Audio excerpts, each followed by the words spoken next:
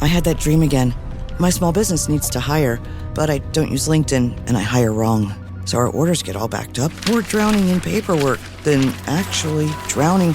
Carol is fighting off sharks with a stapler, and pirates are pillaging the office copier, and then I wake up. Don't let hiring nightmares ruin your dreams. LinkedIn Jobs' new AI assistant goes beyond the resume, using unique insights to deliver a smarter shortlist. Post your job for free at linkedin.com/quality. Start hiring today with LinkedIn. ¿Sabías que uno de los proyectos arquitectónicos más sagrados y complejos de la historia fue construido en medio del desierto, sin el uso de una sola herramienta moderna? El tabernáculo, un santuario portátil que albergaba la presencia de Dios, fue erigido por un pueblo nómada, recién liberado de la esclavitud, sin máquinas, sin tecnología, sin recursos industriales. Aún así, cada detalle de esta construcción seguía un patrón celestial, con medidas exactas, materiales refinados y simbolismos profundos.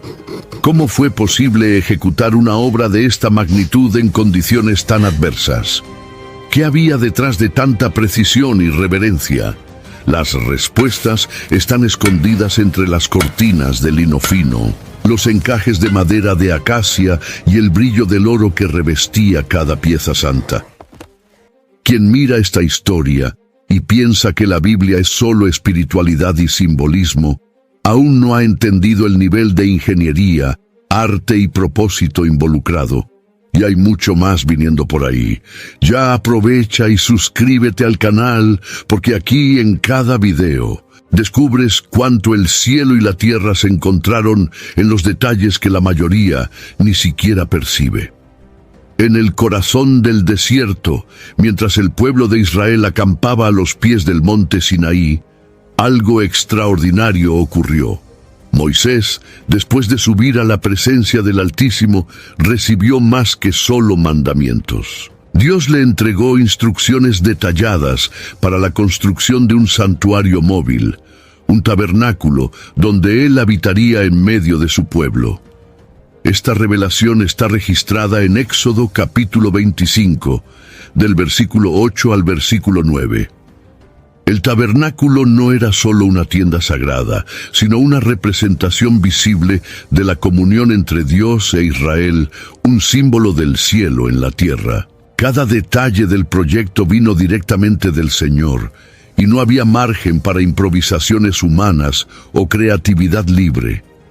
La construcción debería reflejar el patrón celestial. Lo que hace que esta orden sea aún más impresionante es el contexto en el que fue dada. Israel estaba en medio del desierto sin una base fija, enfrentando condiciones climáticas adversas y sin ninguna infraestructura de construcción. Aún así, Dios no solo exigió excelencia, sino que ofreció el modelo exacto a seguir. El tabernáculo debía ser desmontable, resistente y aún así bello y lleno de significado espiritual, desde el arca de la alianza hasta el altar de bronce. Cada elemento tenía una función sagrada y un mensaje teológico profundo. No se trataba de un abrigo común, sino de un lugar donde lo eterno tocaría lo temporal. Es imposible ignorar el contraste entre la grandeza del proyecto y la simplicidad de los recursos disponibles. Al mirar las instrucciones divinas, se percibe que todo estaba planeado con una precisión que superaba cualquier técnica arquitectónica de la época. El tabernáculo debía tener medidas exactas, materiales específicos y un orden de montaje riguroso. Era una arquitectura de la obediencia, donde cada centímetro obedecía a la voz de Dios. No se trataba de construir algo grandioso para impresionar, sino de erigir algo fiel para agradar al Creador. El llamado para la construcción del tabernáculo también reveló el deseo de Dios de habitar entre los hombres. No era el pueblo quien se acercaba a Dios, sino el propio Dios quien descendía hasta ellos. Esta realidad rompía paradigmas religiosos de la antigüedad, donde las divinidades eran inaccesibles y distantes. En el desierto, Dios estaba estableciendo algo nuevo, una relación íntima y visible con su pueblo. El tabernáculo sería el espacio donde el perdón sería ofrecido, la adoración elevada y la presencia divina manifestada en gloria. Con este llamado, una nueva etapa de la historia de Israel comenzaba. No serían más solo un pueblo liberado de Egipto, sino una nación con una misión: preparar un espacio donde el propio Dios habitaría. La responsabilidad era grande y el desafío aún mayor, pero la promesa era clara. Si seguían el proyecto celestial, la gloria de Dios se manifestaría entre ellos. Para una obra tan sagrada como el tabernáculo, no bastaba con tener materiales nobles, era necesario contar con personas habilitadas espiritualmente y técnicamente para ejecutar el plan. En Éxodo capítulo 31, del versículo 1 al versículo 5, Dios nombra a Bezalel, de la tribu de Judá, como el principal responsable por la obra. Junto a él, Aholiab, de la tribu de Dan, fue elegido como auxiliar. Estos hombres no solo fueron talentosos, estaban llenos del Espíritu de Dios. Recibieron sabiduría, entendimiento y conocimiento para toda clase de obra artesanal. En un tiempo sin escuelas de ingeniería o arquitectura, el propio Dios se encargó de capacitar a sus constructores. La elección de Bezalel y Aholiab enseña algo esencial. Lo sagrado no puede ser tratado con improvisación. Aún en el desierto donde todo era escaso, Dios no permitió que cualquiera asumiera esta responsabilidad. Él separó hombres específicos con dones específicos para cumplir una misión específica. Este principio aún resuena en los días actuales, recordando que en el servicio a Dios, unción y habilidad deben caminar juntas. La obra no se haría solo con esfuerzo humano, sino con inspiración divina. Estos artesanos no estaban solos. Fueron capacitados para enseñar a otros, formando un equipo de trabajo que, a pesar de vivir en tiendas, alcanzaría un nivel de excelencia raramente visto. En lugar de herramientas modernas, usaron sabiduría antigua. En lugar de máquinas, contaron con manos hábiles y corazones consagrados. La inspiración venía de lo alto, pero la ejecución sucedía en el suelo arenoso del desierto. La combinación entre dirección espiritual y ejecución práctica fue el secreto del éxito de la obra.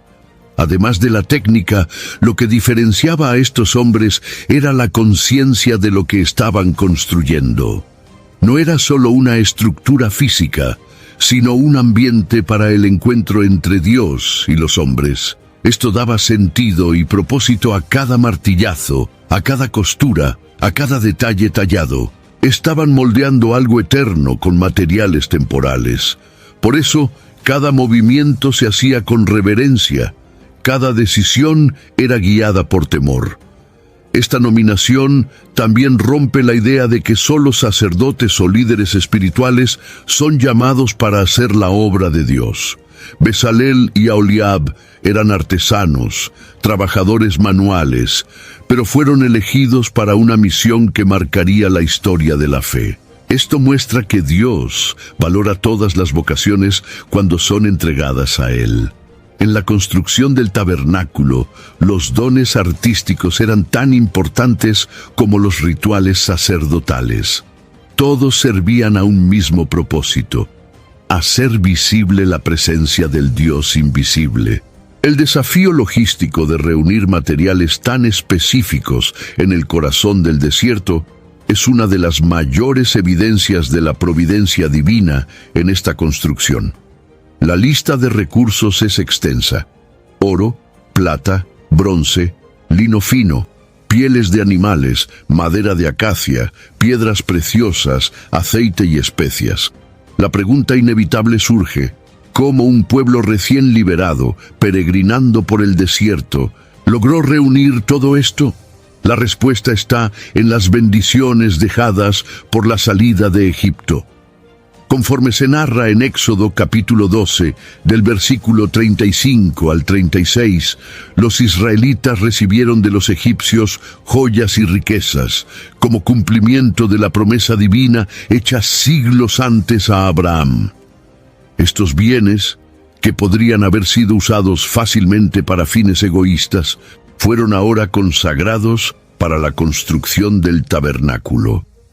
El pueblo cargaba consigo los tesoros que habían acumulado durante la opresión, pero ahora, liberados, tenían la oportunidad de transformar aquello en adoración. Este es uno de los mayores actos de redención de la historia: transformar los despojos del sufrimiento en instrumentos de culto.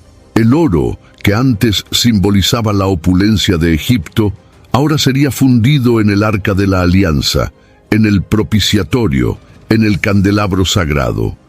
La madera de acacia, por su parte, era nativa de las regiones desérticas y resistente al tiempo, a la humedad y a plagas.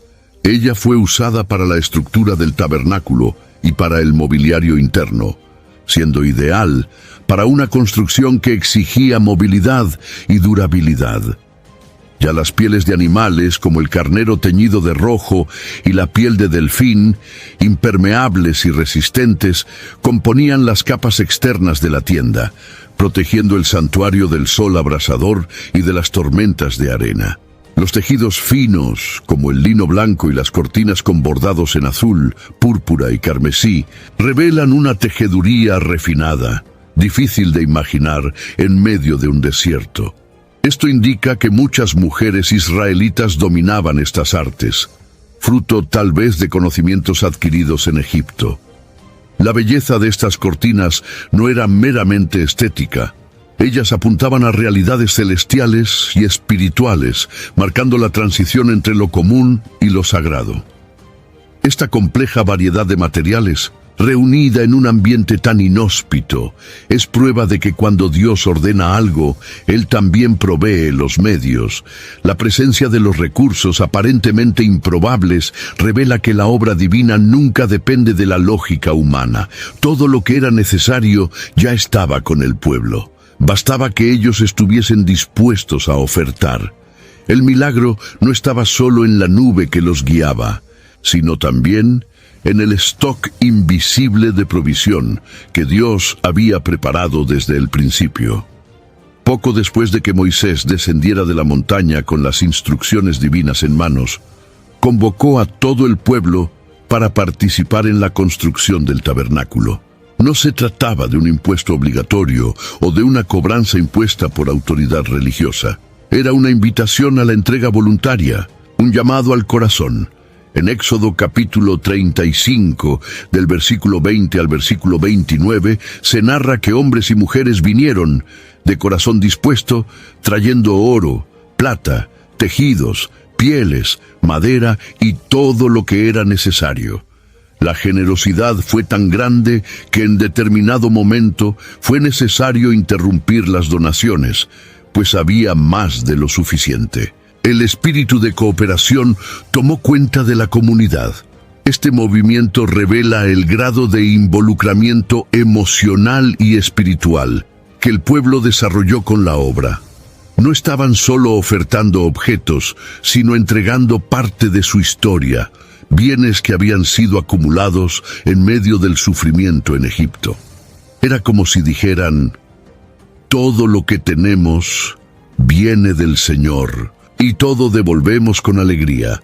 El tabernáculo fue, desde el inicio, una construcción colectiva, no solo en términos de trabajo, sino también de sacrificio personal. Cada oferta traía consigo una memoria, una intención y un acto de adoración. Interesante notar cómo esta actitud contrasta con el episodio del becerro de oro, registrado en Éxodo capítulo 32. Allí, el pueblo también ofreció oro, pero para fabricar un ídolo. Sin embargo, ahora, bajo la dirección de Dios, las mismas manos que habían errado ofrecían para algo santo. Esto muestra cómo Dios transforma incluso las caídas del pasado en combustible para obras futuras. El corazón que antes se desvió, ahora se alinea con la voluntad divina. El tabernáculo fue el resultado visible de un pueblo arrepentido y restaurado, dispuesto a hacer las cosas de manera diferente. Otro punto que se destaca es la inclusión de todos los grupos sociales en este proceso. Mujeres hábiles tejían, príncipes entregaban piedras preciosas, los ancianos contribuían con consejos y los jóvenes con fuerza y trabajo. Cada uno, dentro de su posibilidad, se veía responsable de hacer realidad la habitación de Dios entre ellos. Esta unidad entre generaciones, funciones y talentos es un testimonio poderoso de cómo se construye el reino de Dios, con voluntariedad y propósito colectivo. El tabernáculo no era de Moisés, ni solo de Bezalel, era de todos. Al observar esta respuesta del pueblo, queda evidente que la construcción del tabernáculo comenzó mucho antes de que la primera tabla fuera cortada o la primera tela bordada. Comenzó en el interior de los corazones, cuando hubo disposición para participar. Dios no necesitaba de su oro. Él quería la entrega, la disponibilidad y la obediencia. Cuando esto se manifiesta, incluso en medio del desierto, florecen actos de generosidad que cambian la historia. La ausencia de herramientas modernas en el desierto no fue un impedimento para que la obra del tabernáculo alcanzara un nivel impresionante de complejidad y belleza. Sin sierras eléctricas, sin máquinas de tejer, sin fundiciones industriales, los artesanos utilizaron lo que tenían en manos. Herramientas manuales, técnicas rudimentarias, pero sobre todo sabiduría divina. Muchos de los conocimientos empleados provenían del tiempo de servidumbre en Egipto, donde los israelitas aprendieron a trabajar con metales, piedras, madera y tejidos. Lo que antes se usaba para construir ciudades paganas, ahora sería santificado para edificar lo sagrado. Herramientas como cinceles, martillos de piedra, brocas manuales y agujas hechas de hueso o bronce eran adaptadas a la realidad del desierto. Cada objeto era moldeado con paciencia y destreza. El tiempo, que para muchos sería un enemigo en un proyecto tan detallado, se convirtió en aliado. El tabernáculo no fue construido con prisa, sino con esmero. La ausencia de tecnología moderna fue compensada por la dedicación minuciosa y el cuidado en seguir exactamente las instrucciones dadas por Dios a Moisés, conforme se registra en Éxodo, capítulo 26. El trabajo con metales preciosos, como el oro y el bronce, exigía hornos improvisados, alimentados por brasas y controlados manualmente. La moldura de piezas, como el candelabro de oro puro, con sus detalles florales, exigía no solo habilidad técnica, sino también resistencia y disciplina. Lo mismo vale para los relieves en las tablas de acacia y los encajes perfectos que permitían montar y desmontar la estructura sin perder su estabilidad. Todo eso sin la ayuda de instrumentos de medición de precisión. Era un trabajo de ojo entrenado, manos callosas y una mente guiada por el Espíritu. Es probable que mucho de lo que se hizo en el desierto haya sido fruto de técnicas orales transmitidas de generación en generación. El pueblo hebreo valoraba la transmisión del conocimiento práctico, y eso se reflejó en la construcción del tabernáculo. Hombres y mujeres se convirtieron en guardianes de un saber ancestral, ahora santificado por el propósito divino. No había tiempo para experimentos, tampoco espacio para errores. Cada detalle debía ser fiel al proyecto original. La excelencia no era un lujo, sino una exigencia del Dios Santo. Esta realidad nos enseña que, incluso sin los recursos más modernos, es posible hacer algo grandioso cuando se tiene dirección, propósito y entrega total. Las herramientas del desierto eran simples, pero estaban en manos de personas dispuestas a obedecer a Dios en cada gesto. La combinación de técnica y espiritualidad hizo surgir, en pleno desierto, una de las estructuras más impactantes de la historia bíblica. Y tal vez el mayor milagro no fue la materia prima o la mano de obra, sino la fidelidad del pueblo en seguir cada detalle que Dios ordenó. El éxito de la construcción del tabernáculo no fue fruto del esfuerzo de un solo líder o de algunos artesanos talentosos, sino de una operación colectiva orquestada con notable organización. Con miles de personas acampadas en pleno desierto, sería fácil caer en el caos o en la desorden.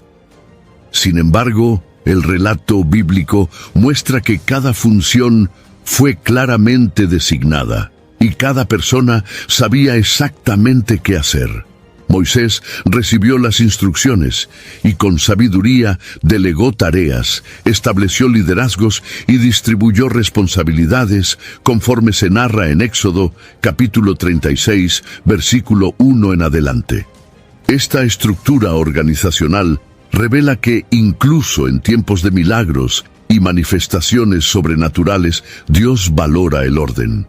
El tabernáculo fue una obra espiritual, pero ejecutada con disciplina y método. Había quienes recogían los materiales, quienes cuidaban de la logística, quienes tejían los tejidos, quienes moldeaban los metales, quienes supervisaban los encajes de las cortinas y estructuras. La cooperación era más que necesaria, era vital. Sin ella no habría forma de mantener el ritmo, garantizar la calidad y respetar los plazos determinados por Dios. Un detalle revelador es que a pesar de la magnitud del proyecto, no hay registro de disputas o vanidades entre los trabajadores. Esto indica que el propósito compartido era mayor que cualquier interés personal. Cada uno hacía su parte con dedicación, sabiendo que el tabernáculo era para Dios y no para gloria propia. Esta conciencia colectiva generaba un ambiente de respeto y sinergia. No se trataba solo de erigir una tienda, sino de preparar un lugar para que el Dios vivo habite entre ellos. Eso unificaba al pueblo en torno a una visión única. Además, la movilidad del tabernáculo exigía que éste fuera montado y desmontado con frecuencia, lo que solo era posible gracias a una organización meticulosa. Cada pieza tenía su lugar, cada cortina su medida, cada mueble su posición exacta. No había improvisación. Los levitas fueron encargados de cuidar de esta logística, y su responsabilidad era tal que involucraba incluso el transporte y la montaje de las piezas durante las peregrinaciones. La división entre los hijos de Coat, Gerson y Merari, registrada en Números capítulo 4, ilustra esta distribución funcional con claridad. Este modelo de trabajo colectivo nos desafía aún hoy. En un mundo donde el individualismo a menudo prevalece, la construcción del tabernáculo nos recuerda que grandes obras espirituales solo se hacen realidad cuando hay unidad, colaboración y enfoque en un propósito mayor. El pueblo de Israel en el desierto dio un ejemplo de cómo un grupo guiado por fe y organización puede realizar lo imposible. Cada martillo que golpeaba, cada nudo que se hacía, cada pieza que encajaba, mostraba que cuando el pueblo de Dios se une, incluso en medio del desierto, milagros pueden ser construidos con las propias manos. El tabernáculo no era solo una tienda en el desierto, era una estructura meticulosamente diseñada, con medidas exactas, muebles simbólicos y un diseño que tenía significados espirituales profundos. El plano de la construcción fue dado a Moisés directamente por Dios, como se registra en Éxodo capítulo 25, versículo 40. Donde el Señor ordena que todo se haga conforme al modelo que te mostré en el monte. Cada mueble tenía una función litúrgica y un mensaje teológico. Nada estaba ahí por casualidad.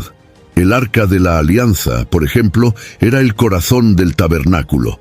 hecha de madera de acacia revestida de oro puro, con 2 querubines sobre el propiciatorio, simbolizaba el trono de Dios en medio de su pueblo.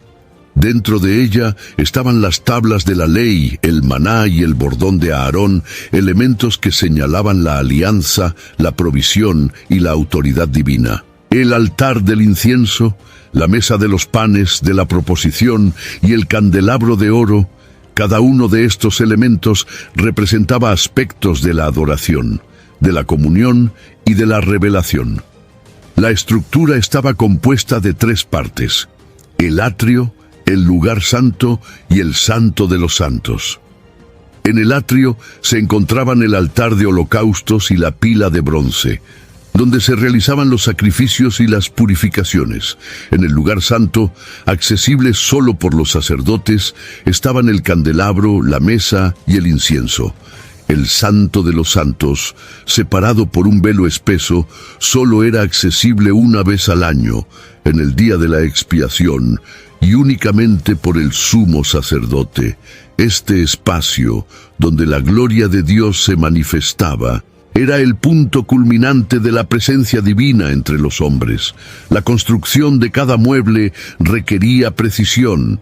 Las medidas estaban descritas en codos, y cada detalle, desde el tipo de madera hasta la forma de los anillos de transporte, seguía las instrucciones divinas al pie de la letra.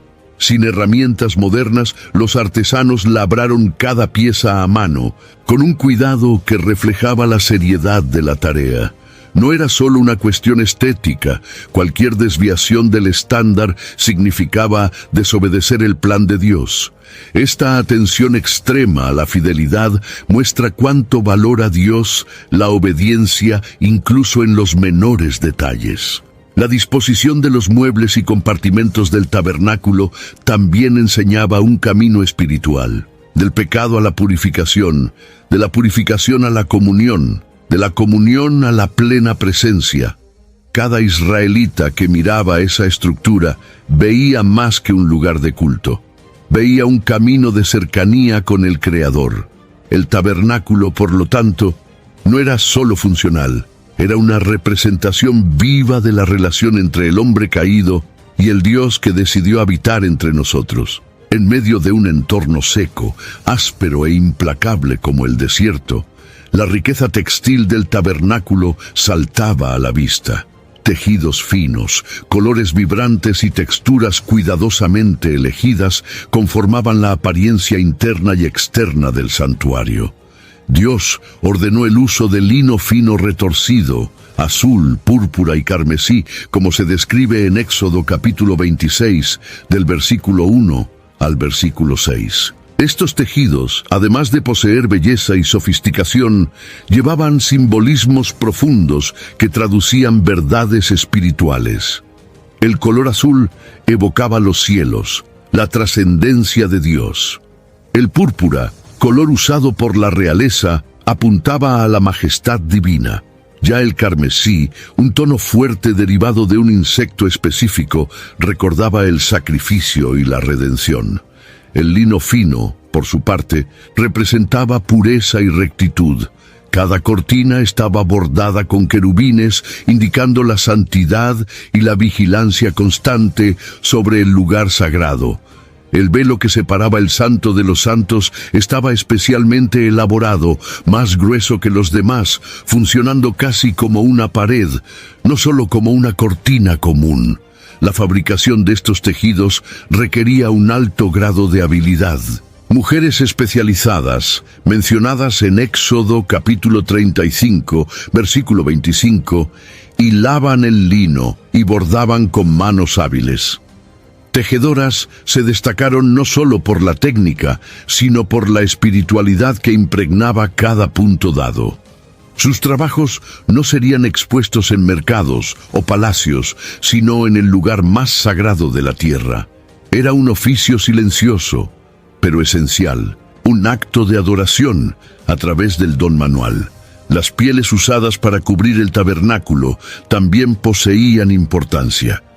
Las pieles de carnero teñidas de rojo formaban una capa intermedia, mientras que las pieles de delfín, término que algunos estudiosos interpretan como animales marinos usados en regiones desérticas. Servían de cobertura externa, protegiendo del agua y del calor. Esta combinación de materiales formaba un equilibrio perfecto entre belleza interior y resistencia exterior. Por fuera, el tabernáculo era discreto, por dentro, glorioso. Esto reflejaba una verdad espiritual. La gloria de Dios está muchas veces velada a los ojos naturales. El cuidado con los tejidos revela que para Dios el ambiente de adoración debe ser tratado con reverencia. Cada pliegue, cada hilo y cada costura revelaban la importancia que el Señor daba a los detalles. No se trataba de lujo innecesario, sino de honor a lo sagrado. La tejeduría del tabernáculo era, por lo tanto, más que un oficio técnico. Era un ministerio silencioso, donde cada punto bordado decía: «Este lugar está separado para el Rey de Reyes». En un escenario donde hasta el agua era escasa, la abundancia de metales nobles en la construcción del tabernáculo impresiona. Oro, plata y bronce eran utilizados en proporciones significativas, especialmente el oro, que cubría los utensilios más sagrados y simbolizaba la gloria y la pureza de Dios. La origen de estos metales, como se registra en Éxodo capítulo 12, fue Egipto. El pueblo de Israel salió de la esclavitud, llevando consigo joyas y objetos valiosos entregados por los egipcios como una forma de compensación por la liberación. Lo que era símbolo de opresión se convirtió ahora en material de adoración. El oro estaba reservado para los elementos del Santo de los Santos y del Lugar Santo. El Arca de la Alianza, el propiciatorio, el candelabro y la mesa de los panes estaban todos revestidos con oro puro, reflejando la santidad y la perfección de Dios. Ya el bronce era usado en los utensilios del atrio, como el altar de holocaustos y la pila de bronce. Esta diferencia de materiales reforzaba la progresión espiritual dentro del tabernáculo. Cuanto más cerca de la presencia de Dios, más puro y valioso el material. La plata, por su parte, fue usada en la base de las tablas que sostenían las cortinas y en el censo del pueblo, simbolizando redención. La manipulación de estos metales exigía habilidad especializada. Fundirlos, moldearlos y trabajar los detalles con herramientas simples era una tarea ardua. Pero los artesanos israelitas, capacitados por Dios, lograban dar forma a piezas complejas, incluso con recursos limitados. El candelabro, por ejemplo, estaba hecho de una sola pieza de oro batido, con flores, cálices y tallos, una escultura viva que iluminaba el lugar santo con una luz continua. Este trabajo meticuloso apuntaba a la luz divina que jamás se apaga. El bronce, por su parte, transmitía fuerza y juicio. El altar de los sacrificios, donde el pecado era expiado mediante la sangre, era de bronce. La pila, donde los sacerdotes se lavaban antes de ministrar, también era de bronce. Y curiosamente, hecha a partir de los espejos de las mujeres, según Éxodo capítulo 38, versículo 8. Esto añadía un significado simbólico. Antes de entrar en la presencia de Dios, era necesario verse a uno mismo, reflexionar, purificarse. La presencia de tanto oro y bronce en medio del desierto no solo desafiaba la lógica humana, sino que también glorificaba la fidelidad divina. Dios había anticipado cada necesidad y provisto los medios para satisfacerlas. El tabernáculo, con sus metales relucientes, no era solo hermoso a los ojos, era una proclamación de la alianza entre el eterno Creador y su pueblo peregrino. Y mientras muchos buscaban oro para sí, Israel lo entregaba al Señor, construyendo con él un lugar donde la gloria de Dios pudiera habitar. En medio de la vastedad árida del desierto del Sinaí, la madera de acacia surgió como elemento esencial para la construcción del tabernáculo. Esta madera, resistente, ligera y naturalmente protegida contra insectos y descomposición, fue elegida por Dios para componer las estructuras y diversos muebles del santuario. La durabilidad de la acacia era fundamental, ya que el tabernáculo sería constantemente montado y desmontado durante las peregrinaciones. Su resistencia al tiempo y al clima hostil la hacía ideal para algo que debía soportar tanto el calor abrasador del día como el frío cortante de la noche. La madera de acacia fue usada para la confección del Arca de la Alianza, de la mesa de los panes, de la proposición, del altar de incienso, del altar de holocaustos y hasta incluso de las vigas verticales que sostenían las cortinas de la tienda. En todos estos casos, la madera era revestida con oro o bronce, según la finalidad litúrgica de cada ítem. Esta unión entre lo que era natural y lo que era precioso revela un contraste simbólico poderoso. Lo humano y lo divino encontrándose, lo terreno siendo revestido por la gloria celestial. Éxodo capítulo 25, versículo 10, trae el inicio de esta orientación al describir el Arca de la Alianza como una pieza hecha de acacia y cubierta con oro puro. Otra característica de la acacia es que sus árboles generalmente poseen formas tortuosas, con ramas retorcidas e irregulares. Esto exigía un trabajo intenso de preparación y adaptación de la madera antes de ser usada. La madera no era perfecta a primera vista, pero una vez tratada, se volvía ideal para el propósito sagrado. Esto enseña que muchas veces lo que Dios usa necesita ser moldeado, purificado, preparado con paciencia. La acacia es un símbolo de cómo la materia bruta puede ser transformada en soporte para lo sagrado. El transporte de la madera también exigía esfuerzo colectivo. Los hombres de la comunidad se organizaban para recolectar, cortar, cargar y preparar cada pieza. Incluso en un entorno escaso, Dios había provisto la materia prima necesaria, probando una vez más que, donde hay dirección divina, no falta provisión. El tabernáculo no fue hecho de cedros del Líbano o maderas nobles importadas. Fue construido con lo que el pueblo tenía al alcance, y esto también revela que Dios no exige del hombre aquello que Él no puede dar.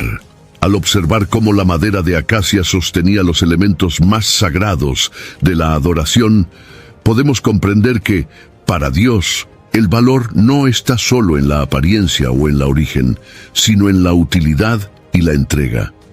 Lo que para otros podría parecer común, en el tabernáculo se convertía en base para lo extraordinario.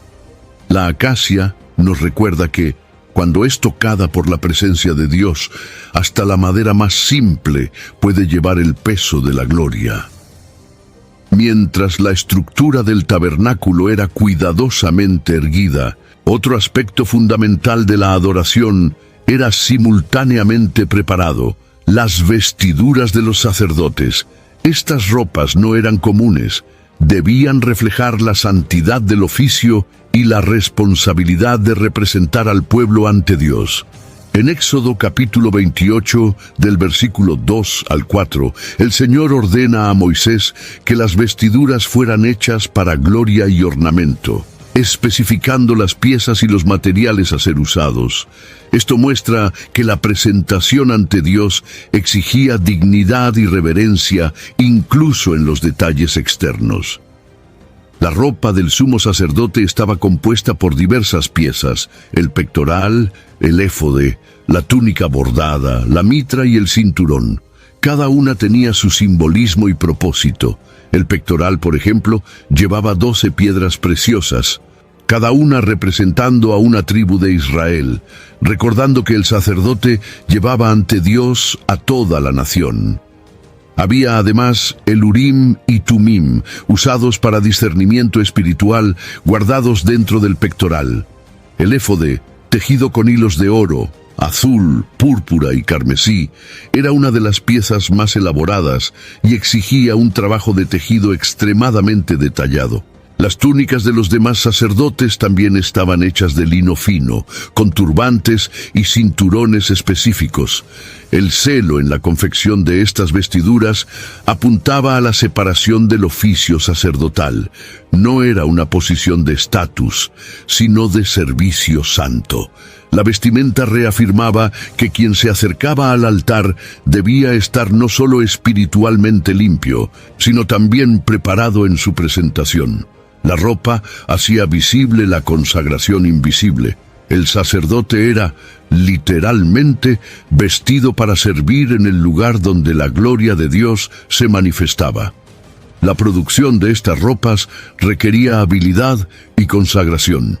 Tejedores y bordadoras trabajaron bajo la dirección de artesanos llenos del Espíritu, como Bezalel, mencionado en Éxodo capítulo 35, versículo 30. La excelencia de este trabajo no era una cuestión estética, sino espiritual.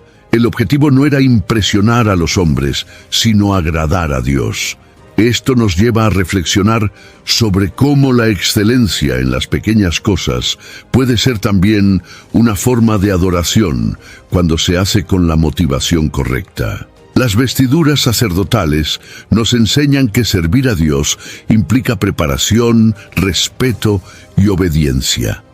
Cada detalle, desde los hilos de oro hasta las campanas que colgaban del borde de las túnicas, indicaba que entrar en la presencia divina exigía más que buena intención.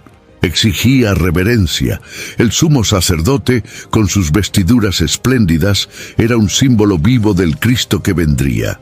El mediador perfecto entre Dios y los hombres, revestido no solo de lino y oro, sino de gloria eterna. Una de las características más marcantes del viaje de Israel por el desierto era la orientación constante de la presencia divina. Dios no solo ordenó la construcción del tabernáculo, sino que también acompañaba paso a paso cada etapa de la obra. La nube de día y la columna de fuego por la noche no eran solo señales visuales, eran expresiones vivas de la dirección y protección de Dios. Esta manifestación es descrita en Éxodo capítulo 40, versículo 34 al 38, donde la gloria del Señor llenó el tabernáculo de tal manera que ni siquiera Moisés podía entrar cuando la nube lo cubría. Esta nube era más que un fenómeno atmosférico, señalizaba cuándo el pueblo debería parar y cuándo debería seguir. Si la nube permanecía sobre el tabernáculo, el campamento se mantenía en reposo. Si se movía, era hora de desmantelar todo y caminar. El tabernáculo, por lo tanto, no era solo un punto fijo de adoración, era un santuario móvil, ajustado al ritmo de la voluntad de Dios. Esto exigía vigilancia constante, prontitud y sensibilidad espiritual. Nadie decidía por sí mismo cuándo partir o cuándo parar, era Dios quien conducía. Esta dinámica nos enseña sobre dependencia y sumisión. El pueblo no seguía su propia lógica o conveniencia. La agenda era determinada por el cielo, y esto impactaba directamente en la construcción y desmantelamiento del tabernáculo. Los levitas, responsables de esta tarea, vivían atentos a la dirección de la nube. Toda la estructura, hecha con tanto cuidado, podía ser montada solo por algunos días, o permanecer en el mismo lugar por meses. La flexibilidad de la construcción reflejaba la flexibilidad del corazón de quien obedecía. Además de la dirección, la presencia de Dios era también la motivación de la obra. No construían por tradición o vanidad, sino porque sabían que allí, en el Santo de los Santos, Dios se manifestaría. Era esta presencia la que justificaba todo el esfuerzo, todo el sacrificio, toda la entrega. La gloria divina no solo inspiraba la construcción, la validaba. Sin la presencia, el tabernáculo sería solo una hermosa tienda. Con la presencia, se convertía en el lugar más sagrado de la tierra. Ver la nube reposar sobre la tienda era señal de que Dios estaba entre ellos. Eso traía seguridad, esperanza y propósito. Cada martillazo, cada costura, cada ofrenda tenía sentido porque apuntaba hacia el Dios que caminaba con ellos. Y este principio sigue siendo actual. No importa cuán bien hecha esté la estructura, si la presencia de Dios no está allí, todo pierde su valor. Pero cuando Él guía, todo cobra sentido. El tabernáculo no era solamente un espacio físico, era una revelación viva de los misterios espirituales de Dios. Cada mueble, cada tela, cada color y cada medida poseían una simbología que apuntaba hacia realidades mayores. El pueblo veía un altar, pero detrás de él había un mensaje sobre expiación. Observaba un candelabro, pero allí estaba representada la luz de la revelación divina. El tabernáculo era un lenguaje visual y sagrado, enseñando verdades eternas a un pueblo que, hasta ese momento, vivía rodeado por culturas idólatras. Por eso, en Hebreos capítulo 9, del versículo 1 al 5, el autor reinterpreta los elementos del tabernáculo como sombras de las realidades celestiales que se cumplirían en Cristo. La disposición de los espacios, atrio, lugar santo y santo de los santos, enseñaba que la aproximación a Dios se daba en etapas, exigiendo purificación, santificación y mediación. El altar de bronce hablaba de la necesidad del sacrificio por el pecado. La fuente de bronce recordaba la importancia de la pureza. La mesa de los panes revelaba la provisión constante de Dios. El candelabro indicaba la iluminación espiritual. El incienso simbolizaba las oraciones que subían a los cielos. Y el arca de la alianza representaba la propia presencia divina, el trono invisible del Rey eterno. Esos elementos, juntos, componían una verdadera pedagogía espiritual, accesible incluso para los más simples entre el pueblo. Cada rito, cada función sacerdotal, cada velo levantado tenía el propósito de enseñar el carácter de Dios y la condición humana. El tabernáculo era, de hecho, el corazón palpitante de la fe israelita, el punto de encuentro entre el Dios santo y los hombres fallidos. Y todo esto anticipaba un futuro mayor, el Mesías, que vendría como sumo sacerdote eterno, no en un tabernáculo terrestre, sino en el celestial. Las cortinas que separaban los ambientes también cargaban lecciones profundas. El velo grueso que impedía el acceso al Santo de los Santos hablaba de la separación causada por el pecado. Solo el sumo sacerdote, una vez al año, podía atravesarlo, llevando sangre por el pecado del pueblo. Cuando, siglos después, Jesús murió, ese velo fue rasgado de alto a bajo, conforme Mateo, capítulo 27, versículo 51, declarando el fin de la separación. Lo que en el tabernáculo era un símbolo, en Cristo se convirtió en realidad consumada. Al meditar en los detalles del tabernáculo, somos llevados a comprender que Dios no hace nada sin propósito. La riqueza simbólica de esta estructura apunta hacia una teología visual, donde cada elemento nos conduce a una verdad eterna. No era solamente una tienda en el desierto, era un mensaje vivo, cosido, moldeado y levantado para revelar el corazón de Dios a la humanidad. Cada detalle llevaba una lección, cada mueble un significado, cada medida una intención divina. Después de días y noches de trabajo arduo, obediencia rigurosa y dedicación colectiva, llegó el momento más esperado, la finalización del tabernáculo. No hubo prisa. Cada detalle fue concluido exactamente como el Señor había instruido a Moisés. Cuando todo estaba listo, Moisés inspeccionó minuciosamente cada parte de la obra. Y al ver que todo había sido hecho conforme al modelo celestial, él bendijo a los trabajadores, como se describe en Éxodo capítulo 39, versículo 43. Esa bendición no fue solo un gesto simbólico, fue el reconocimiento de que aquella obra había agradado al Señor. Luego, el tabernáculo fue levantado por primera vez de forma completa. Las cortinas fueron colocadas, los muebles posicionados, las vestiduras sacerdotales preparadas, el aceite derramado, y entonces algo grandioso ocurrió. La gloria de Dios llenó el tabernáculo. Éxodo capítulo 40, versículo 34, registra ese momento inolvidable. La nube cubrió la tienda de la congregación y la gloria del Señor llenó el lugar. Ni siquiera Moisés pudo entrar allí, pues la presencia divina era tan intensa que dominaba todo el ambiente. Esta bajada de la gloria de Dios no fue una mera confirmación de que la estructura estaba correcta. Fue una declaración poderosa. Yo estoy aquí. El tabernáculo habíase convertido, de hecho, en la morada de Dios entre los hombres. La nube que reposaba sobre él y la columna de fuego en la noche se convirtieron en señales constantes de la presencia, dirección y protección divina. El pueblo ya no caminaba solo, caminaba bajo la sombra de la gloria. La construcción estaba completa, pero el propósito apenas comenzaba. Ahora era tiempo de habitar con Dios.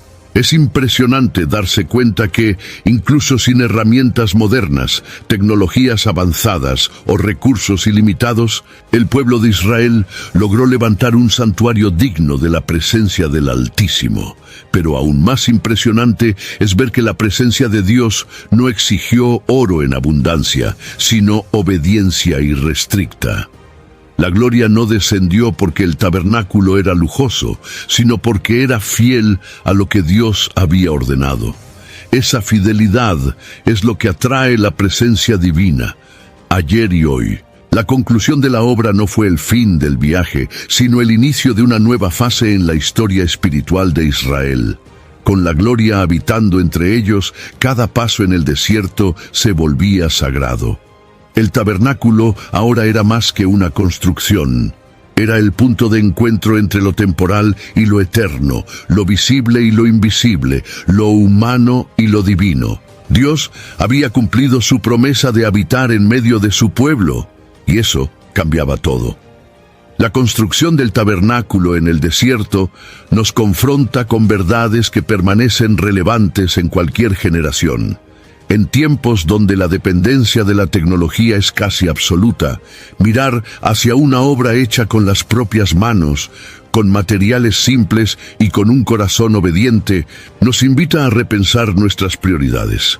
El tabernáculo fue erguido sin máquinas, sin computadoras, sin softwares de ingeniería, pero con algo que ningún recurso moderno puede sustituir: la presencia de Dios guiando cada detalle. Esta enseñanza resuena aún hoy. La excelencia espiritual no depende de herramientas externas, sino de disposición interna. La primera lección es la obediencia. El pueblo siguió exactamente las instrucciones dadas por Dios, incluso cuando no entendía plenamente el significado de cada elemento. Esta sumisión generó un ambiente propicio para la manifestación de la gloria. En un mundo marcado por el relativismo y la autonomía exacerbada, la obediencia a la voz de Dios sigue siendo el camino para atraer su presencia. Hebreos capítulo 3, versículo 5, afirma que Moisés fue fiel en toda la casa de Dios como siervo, y esa fidelidad es el modelo que debemos seguir. La segunda lección es la valorización de los dones. Dios no llamó solo a líderes espirituales para la obra, sino también a artesanos, tejedores, carpinteros, fundidores y organizadores. Esto muestra que cada don, cuando consagrado, puede ser canal de adoración. Hoy, muchos se limitan a pensar que servir a Dios es solo predicar o cantar. El tabernáculo nos enseña que construir, coser, ofrendar, organizar y hasta cargar tablones puede ser sagrado cuando se hace con el corazón dirigido al Señor. La tercera lección es la colectividad. Nada se hizo de forma aislada. Toda la nación se involucró, ya sea con ofrendas, trabajo u oración. En tiempos de individualismo y aislamiento, este mensaje resuena con fuerza. Grandes cosas se hacen en unidad. La construcción del tabernáculo fue la prueba viva de que cuando un pueblo se une en torno a la voluntad de Dios, incluso en el desierto, pueden surgir milagros tangibles. Y por último, la mayor lección. La verdadera morada de Dios no son estructuras lujosas, sino corazones disponibles. El tabernáculo era temporal, y más tarde sería sustituido por el templo, pero incluso aquel templo cedería lugar a la nueva morada, el propio corazón humano.